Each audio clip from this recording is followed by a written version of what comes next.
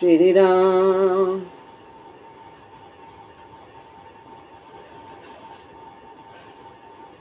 गुरुर्ब्रह्मा गुरुर्विष्णु गुरुर्देव महेश्वरः गुरु साक्षात् परब्रह्म तस्मै श्री गुरुवे नमः।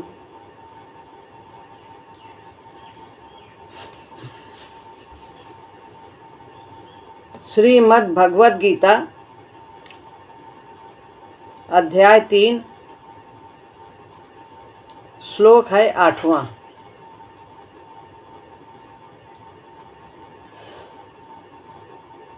नियतं कुरु कर्म त्वं कर्म ज्यायो ह्यकर्मणः शरीर यात्रापि च ते न प्रसिद्धयेद कर्मणः। इस श्लोक में भगवान अर्जुन को स्वयं संदेश देते हैं, आदेश देते हैं कि तू कर्म कर। कुरु माने आदेश देना होता है, कर। जो इस प्रकार भव कुरु आदि ये सब शब्द है, ये आज्ञा सूचक हैं। तो पहले 2 श्लोक में संयमी और असंयमी का चित्रण किया। अब उसके बाद कहते हैं कि निश्चित रूप से कहता हूँ तुम कर्म करो। नियत कर्म, जो निर्धारित कर्म है तुम्हारे लिए वर्णाश्रम के अनुसार, उन्हें तुम करो। ही आधा हा और या ही यहाँ पर निश्चित के लिए कह रहे हैं, निश्चित रूप से कह रहा हूँ, क्योंकि कर्म ज्यायो ह्य कर्मणा। ही माने निश्चित रूप से, अकर्मणा या से आ निकाला, अकर्मणा, अकर्म से कर्म श्रेष्ठ है। अब यहाँ पर हम सोचे कि अब शब्द को पकड़ ले, एक ही शब्द के कई जगह अलग अलग अर्थ होते हैं। अकर्म के माने होते हैं अकर्ता होना, लेकिन यहाँ अकर्म का अर्थ है कर्म ना करने से कर्म करना श्रेष्ठ है। तो यहाँ अकर्म का अर्थ है कर्म ना करने से, यानी कर्म त्यागने से कर्म करना श्रेष्ठ है। ज्यायो माने श्रेष्ठ है।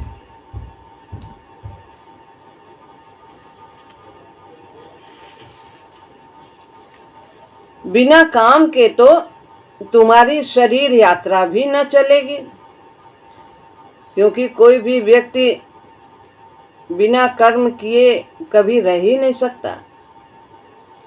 बाह्य रूप से तो कर्म करता ही है, उस पे तो थोड़ा रोक है, करे या ना करे, लेकिन आंतरिक जो कर्म है वो तो निरंतर होते रहते हैं।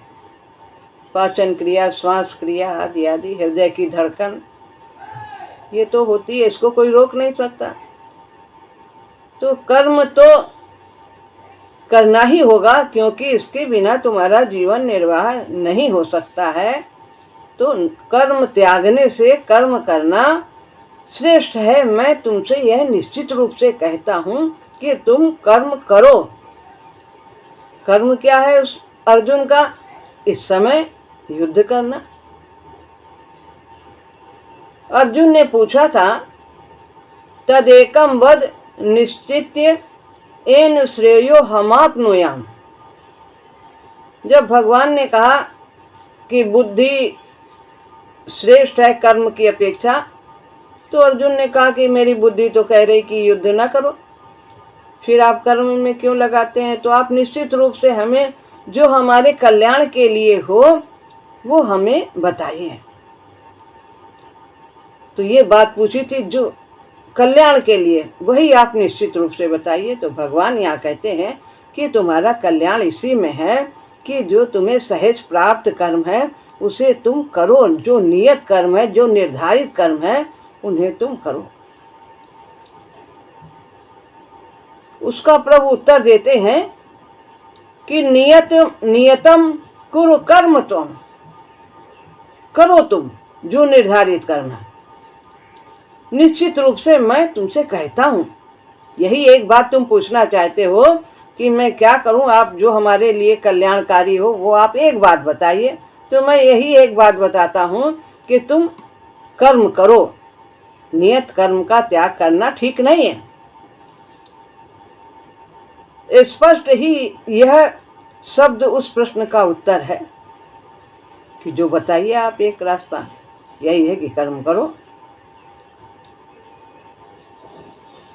तो नियत शब्द के लिए और अर्थ ढूंढने की क्या आवश्यकता है? जो तात्विक विवेचन ऊपर किया गया है उसी का यह निचोड़ है। ऊपर क्या तात्विक विवेचन किया गया है? ऊपर यही बताया गया है कि जो बाहर से त्याग देते हैं, अंदर से जिनका मनन चलता है विषयों का और इंद्रियों से उनका उपभोग नहीं करते हैं, अंदर मन से ही चिंतन चलता है, वे मिथ्याचारी हैं, ढोंगी हैं, मूर्ख हैं। लेकिन जो मन से विषयों का त्याग कर देते हैं और कर्म योग के द्वारा कर्म इंद्रियों का उपयोग करते हैं, विषयों का भोग करते हैं, वे श्रेष्ठ हैं। तो ये जो तात्विक विवेचन किया था 2 श्लोकों में, उसी का ये अर्थ है, निचोड़ है कि तुम, यही मैं कहता हूँ जो हमने अभी समझाया है तुम्हें, उसका यही अर्थ निकलता है कि बस तुम युद्ध करो, अपने कर्तव्य का पालन करो। बाहर का त्याग कोई त्याग नहीं है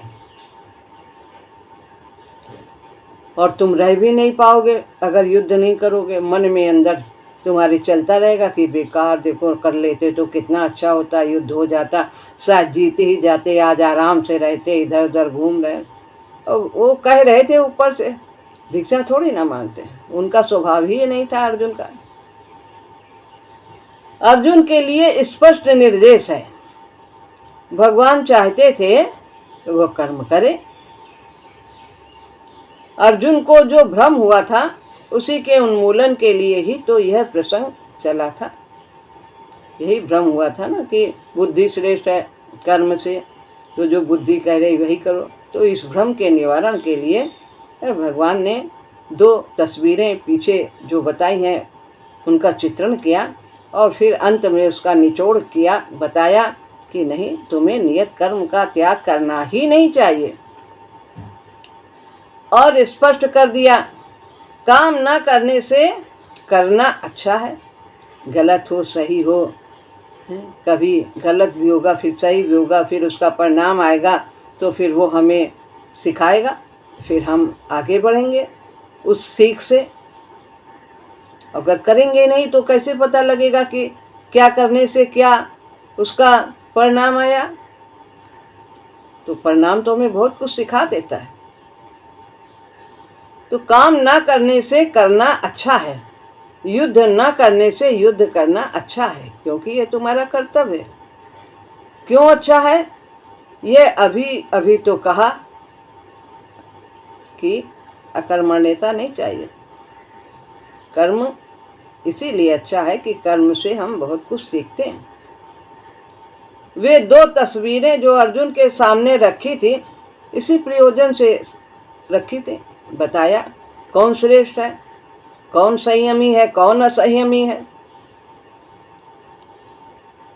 कर्म अकर्म के सैद्धांतिक विवेचन के द्वारा भी तो इसी परिणाम पर पहुंचे थे कि कर्म और अकर्म का यही सिद्धांत है कि कर्म करना श्रेष्ठ है न करने से।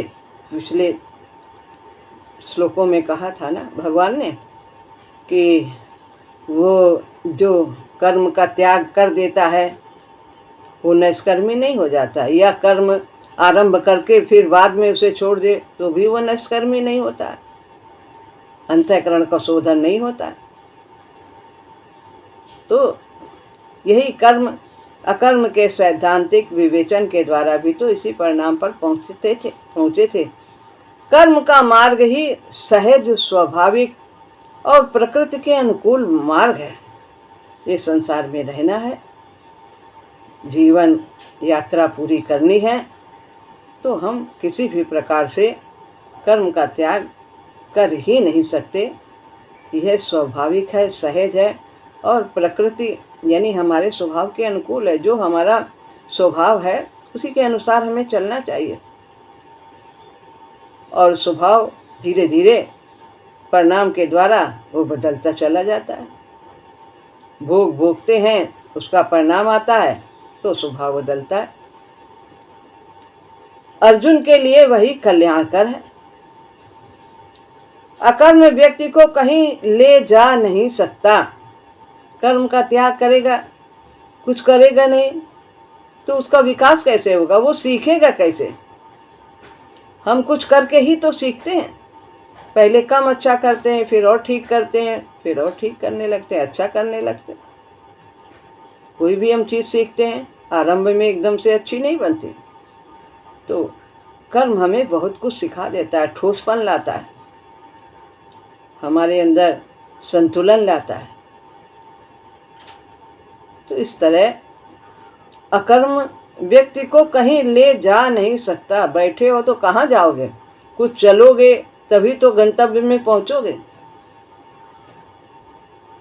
उसमें अपना कोई धनात्मक बल नहीं है। किसमें? अकर्म में, कर्म के त्याग में कहीं भी किसी भी प्रकार से वो विकास नहीं करता। न ही वास्तव में नकारात्मक बल है उसमें। जहाँ के तहाँ पड़े रहोगे, पीछे भी नहीं जाओगे, आगे भी नहीं बढ़ोगे, ज्यों के त्यों बने रहोगे। जिस योनि से आए हो, निम्न योनि से भगवान ने यहाँ तक पहुँचा दिया है। अगर कुछ नहीं करोगे तो बस वहीं तक बने रहोगे। बहुत धीरे विकास होगा। कभी जैसे पशु योनि से यहाँ तक आने में धीमे धीमे विकास हुआ है। अगर यहाँ विकास की गति तो कभी रुकती ही नहीं, लेकिन वो गति वही जो निम्न योनियों से आए हैं वही गति रहेगी। लेकिन मनुष्य जीवन की सफलता विकास की गति को तीव्र करने में है, और वो कर्म के द्वारा संभव।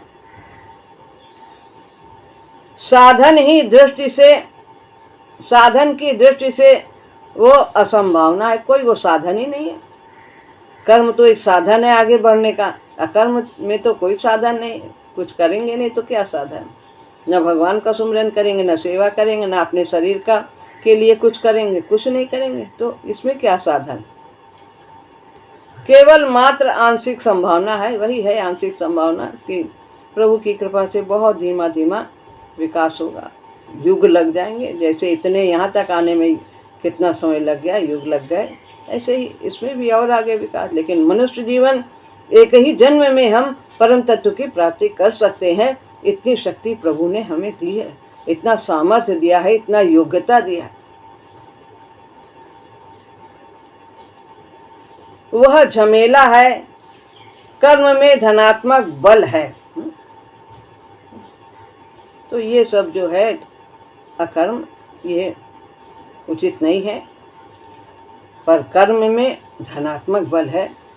हम चाहे सकाम कर्म ही करते हैं तो भी हम आगे बढ़ते हैं। सकामता ही हमें निष्कामता की ओर ले जाती। कुछ करना है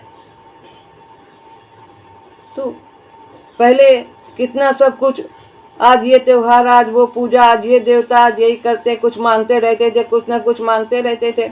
हर एक देवी देवता से किसी से कुछ मांग रहे, किसी से कुछ मांग रहे।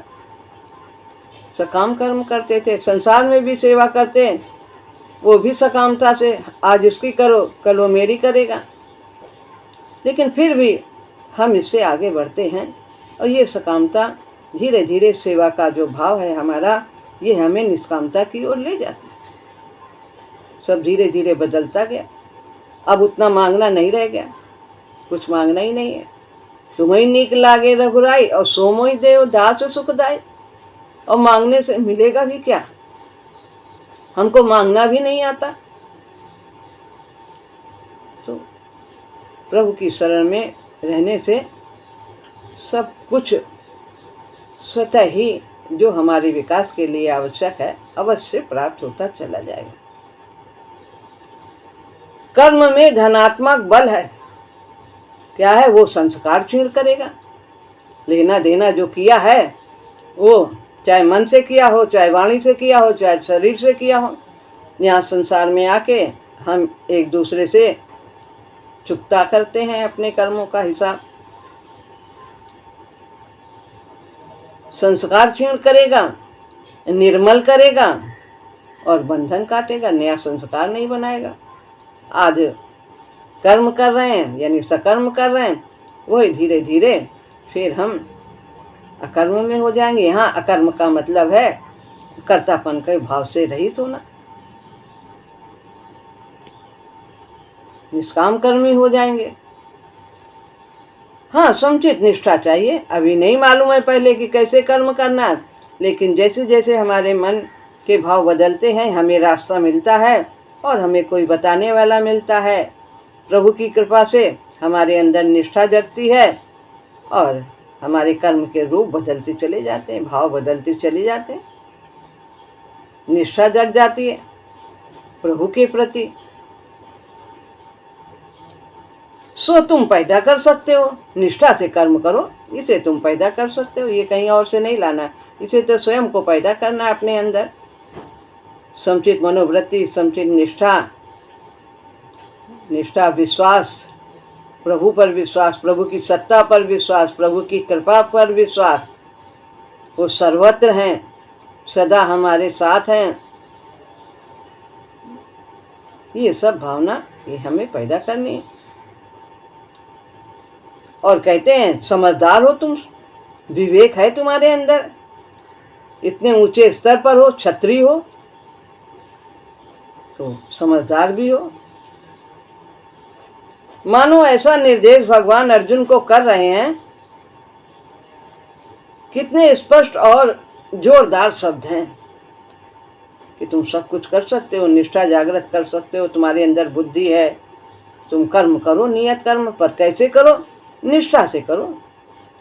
अभी तक कैसे भी किया, कर्म किया, लेकिन अब कैसे करना है? हम लोग किस प्रकार से कर्म करें? निष्ठा। ऐसी निष्ठा जागृत कर दो, कर्तव्य कर्म नहीं भार लगे। कर्तव्य कर्म भार न लगे। प्रभु का कार्य है, निष्काम भाव से करते चले जाएं। एक और लौकिक युक्ति देते हैं। पहले भी तो ऐसी बात कही थी। क्या कही थी? कि यदि तुम युद्ध से हटते हो, 2 अध्याय 35वें श्लोक में, तो लोग तुम्हें यही कहेंगे कि डर के अर्जुन ने युद्ध छोड़ दिया, इतनी बड़ी सेना देख के वो डर गया और युद्ध से पलायन कर गया। जो तुम्हें सम्मान पहले मिलता था, वो बड़े बड़े तुम्हें बहुत बड़ा समझते थे, अब वे तुम्हें बहुत छोटा करके देखेंगे, तो तुम्हें बहुत अपमानित होना पड़ेगा। इसलिए तुम कर्म करो। बार बार भगवान समझा रहे हैं। तेरी तो शरीर यात्रा भी नहीं चलेगी यदि काम छोड़ देगा तो, ये भी कहा भगवान ने। इसका स्पष्ट अर्थ यही है कि तू क्षत्रिय है, युद्ध नहीं करेगा तो क्या भिक्षा मांगेगा? ये तो तेरा स्वभाव है नहीं। तो ये जो है तू ऐसा भी नहीं करेगा। क्या किसी की दास्ता में रहेगा, गुलामी करेगा? क्या धरा आश्रित होकर जीवन व्यतीत करेगा? पृथ्वी पर भार स्वरूप होकर के जीवन अपना बिताएगा? हम तो शरीर किस लिए मिला? खुद भी अपना भी कार्य करो और दूसरे की भी सेवा करो, परहित करो। तो यदि कर्म छोड़ दोगे तो ये सब कैसे होगा? भिक्षा भी नहीं मांगोगे, किसी की गुलामी भी नहीं करोगे, क्योंकि क्षत्रिय स्वभाव है। तो इस प्रकार जीवन तुम्हारा कर्तव्य त्यागने से नहीं चलेगा। कैसे शरीर का निर्वाह होगा? यह कहा जा सकता है। अर्जुन ने तो कहा था कि हम भिक्षा मांग के खा लेंगे, हम युद्ध नहीं करेंगे। कह दिया, ये ऊपर ऊपर की बात कह दी थी, लेकिन ऐसा करेंगे नहीं। अब व्यक्ति अपने स्वभाव के अनुसार ही बरतता है और पहले तो इसी तरह के स्वभाव होते थे, जो जिस जाति का है उसके वही गुण होते थे। अब तो सब मिश्रित होने से गुण फर्क हो जाते हैं। ब्राह्मण क्षत्रिय में करेंगे, क्षत्रिय वैश्य में, कहीं शूद्र में, कहीं किसी में भी करते, तो गुण सब स्थायी नहीं रहते जाति के अनुसार। श्रेयो भोक्तुम भैक्षमपि लोके, कहा था दूसरे अध्याय के 5वें श्लोक में कि मैं इस श्लोक में भिक्षा मांग करके जीवन व्यतीत कर लूंगा, लेकिन युद्ध नहीं करूंगा, इतने लोगों की हत्या नहीं करूंगा, ऐसा कहा था। तो गुरु लोगों को मार करके हमें राज्य नहीं चाहिए। पर भगवान तो अर्जुन को जानते थे, वे तो शब्द मात्र ही थे जो अर्जुन ने विषाद के आवेग में कहे थे। दुख था देख करके, अरे इतने लोग सब मारे जाएंगे, कितना सब पाप लगेगा, देख के हमारे सब सुजन हैं, स्नेही हैं, भाई बंधु हैं, अभी सब ऐसे खड़े हैं, बाद में सब ये धराशायी हो जाएंगे। तो ये जो है विषाद आ गया था, उसी आवेग में कह दिया था हम भिक्षा मांग लेंगे, पर इनको नहीं मारे। वो अपने को भिक्षा पात्र लेकर किसी के द्वार पर भिक्षाम देहि भगवती, ऐसा लोग जब भिक्षा मांगते हैं तो ऐसा कह के मांगते हैं, तो कि पुकार लगाने की कल्पना भी नहीं कर सकते थे अर्जुन। कहने की तो बात दूर, वो ऐसा जो है कि हमें ही माता भगवती हमें भिक्षा दो, ऐसा कहकर लोग द्वार द्वार पर भिक्षा मांगते हैं। तो ऐसा अर्जुन तो सोच भी नहीं सकते थे, कह दिया था ऊपर ऊपर से। कहाँ राजपाट करते थे, कहाँ भिक्षा मांगे। तो वह वीर था, स्वाभिमानी था, कूट कूट कर उसके अंदर ये स्वाभिमान भरा हुआ था। भला अर्जुन भिक्षा मांगता, ये असंभव था। तो भगवान ने इस बात को अर्जुन के सामने रख दिया, जो तुमने कहा था कि हम भिक्षा मांग ले। सोच लो, क्या कौरवों के भिक्षान पर जियोगे, युद्ध नहीं करोगे, फिर उन्हीं के अधीन रहोगे? तैयार हो। जैसे पहले उसके स्वाभिमान को उकसाया था, यह कहकर कि लोग तुम्हें अपमानित करेंगे, कहेंगे डर के वजह से इतनी बड़ी सेना देख के भाग गया, युद्ध नहीं किया। तो ये सब पहले भी यही बात कही, अब फिर कह रहे हैं कि क्या तुम भिक्षा मांगोगे, क्या उनकी दास्ता स्वीकार करोगे कौरवों की? सोच लो। तो भगवान तो जानते हैं हमें इनसे युद्ध कराना ही है, युद्ध तो अर्जुन करेंगे ही, लेकिन जो उनके अंदर जो भाव हैं उन सबको वो बाहर कर रहे हैं। सारे उनके जो संदेह हैं, उन सब भ्रम को भगवान एक एक करके उनका निवारण कर रहे हैं। भगवान दार्शनिक बातें करते हुए भी न अर्जुन को ही भूलते हैं और न केवल मात्र आकाश में ही उड़ान भरते हैं, अर्जुन की भी स्थिति समझते हैं। और ये नहीं कि बहुत बड़ी बड़ी बातें कहें, नहीं, ऐसा नहीं, सब उन्हीं के स्तर के अनुसार ही बात करते हैं। ऐसा ही गुरु करता है, जो शिष्य का स्तर है उसी के अनुसार उसे शिक्षा देता है। वे तो एक दक्ष प्रवक्ता की तरह, एक सिद्ध शास्त्रा की तरह अर्जुन को प्रभावित करके सन्मार्ग पर लाने के लिए तुले हुए थे और प्रयास कर रहे थे, और प्रयास में सफल भी हुए।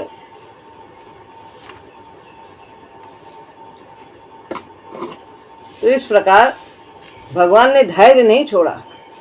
अर्जुन ने कितनी बार कहा कि नहीं, फिर नहीं करेंगे, अच्छा आप ठीक कह रहे हो, लेकिन फिर भी मैं युद्ध नहीं करूंगा, फिर भी मैं युद्ध नहीं करूंगा।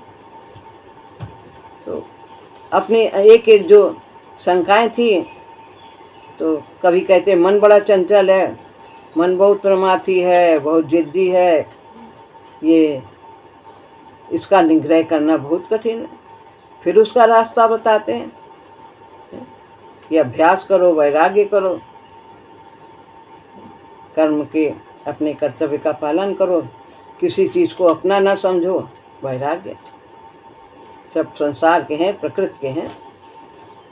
तो इस तरह धीरे धीरे एक एक बात को करते हुए हम सबकी समस्याओं का प्रभु समाधान कर रहे हैं अर्जुन के माध्यम से।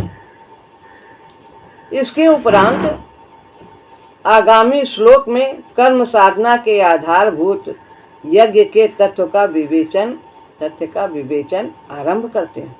अभी कह दिया कि मैं निश्चित रूप से कहता हूं कि तू नियत कर्म जरूर कर, क्योंकि कर्म करना श्रेष्ठ है, कर्म त्याग से श्रेष्ठ है। जैसे भी हम हैं करें कर्म। बच्चा तो छोटे से ही एक से ही तो टेढ़ा मेढ़ा अक्षर बनाता है, पहले से तो अच्छा नहीं बना लेता है ना। धीरे धीरे कितना अच्छा, कितना योग्य हो जाता है, कहाँ तक पहुँच जाता है। तो ऐसे ही हम सब कर्म करके सीखेंगे। कर्म का त्याग हमें कहीं भी नहीं ले जा सकता। तो कर्म में धनात्मक बल है, बस निष्ठा चाहिए। निष्ठा से हम कर्म करें, और ये हमें निष्ठा स्वयं जागृत करनी है। अब इसके बाद इस श्लोक के बाद यज्ञ की बात भगवान कहते हैं। यज्ञ क्या है? तू यज्ञ के निमित्त कर्म कर। आगे के श्लोक बहुत महत्वपूर्ण है, ये 9 से लेकर के 16 तक। बिना यज्ञ की भावना के कर्म की निष्ठा तो नीरस और निर्जीव निष्ठा रह जाती है। तो कर्म तो करना ही है, पर उसका तरीका हम जान लें, वो हमें गीता सिखाती है। कर्म का तो त्याग कर ही नहीं सकते, और कर्म सोचे बंधन का कारण है, इसलिए त्याग कर दे, तो त्याग हम कभी कर ही नहीं सकते। कर्म तो होगा ही होगा। तो कर्म किस प्रकार करना है? निष्ठा से करना है, निष्काम भाव से करना है, कर्तव्य की दृष्टि से करना है, और जो फल प्राप्त हो उसे परिणाम के रूप में सहज स्वीकार करना। यही निष्ठा जागृत करनी। बिना यज्ञ की भावना के कर्म की निष्ठा तो नीरस है और निर्जीव निष्ठा रह जाती है। तो यज्ञ की भावना क्या है? त्याग की भावना। त्याग की भावना क्या है? कि कुछ कर्म करने के बाद कुछ पाना नहीं है, किसी प्रलोभन से कर्म नहीं करना है, सांसारिक कोई कामना नहीं होनी चाहिए। निष्काम भाव से कर्म करना, प्रभु के निमित्त कर्म करना, यही यज्ञ की भावना है। उस यज्ञेश्वर के लिए कर्म करना जो सारे यज्ञों के भोक्ता हैं, सारे तपों के भोक्ता हैं। भोक्तारम यज्ञ तपसाम सर्वलोक महेश्वर। सभी यज्ञों के भोक्ता हैं भगवान, उन्हीं के लिए करना, और सब उन्हीं को प्राप्त भी होता है। पर हम यह भावना नहीं रखते तो हम उन्हें नहीं प्राप्त होते, हम उनको नहीं प्राप्त कर सकते। हमारे कर्म सब जो कुछ भी करते हैं सब परमात्मा को ही प्राप्त होते। लेकिन भावना यदि हमारी है, निष्ठा है, तो हम स्वयं भी उनको प्राप्त हो जाते। तो कर्म भक्ति भावना से रहित ही रह जाता है। तो निष्काम भाव भी भक्ति ही है, प्रभु की ओर ले जाती है, और परमात्मा भाव भी भक्ति है। वो यज्ञेश्वर से युक्त करने का साधन नहीं हो सकता है यदि हमारे अंदर निष्ठा नहीं है, और युक्त होना ही है आत्मा का परमात्मा से युक्त होना। इसीलिए हम इतना लंबा सफ़र करके आए हैं, दीर्घ और दुर्गम यात्रा। तो इसीलिए आए कि तत्व का यूँ विनिश्चित विलय तत्व में, तब तक उसके विलय के बिना में शांति नहीं। 9वें श्लोक से आरंभ होकर यह प्रसंग 16वें श्लोक में समाप्त होता है। ये 8 श्लोक विशेष महत्व के श्लोक हैं। यज्ञ के बारे में समुचित बोध यहाँ प्राप्त हो जाता है। यज्ञ वास्तव में क्या है? वो स्वाहा स्वाहा ही यज्ञ नहीं है, वो तो बहुत नाम मात्र का है, और वो बिल्कुल यज्ञ भी नहीं होता है यदि उसमें कामना है। उसे तो यज्ञ किसी प्रकार से कहा ही नहीं जा सकता। आगे स्वामी जी ने लिखा।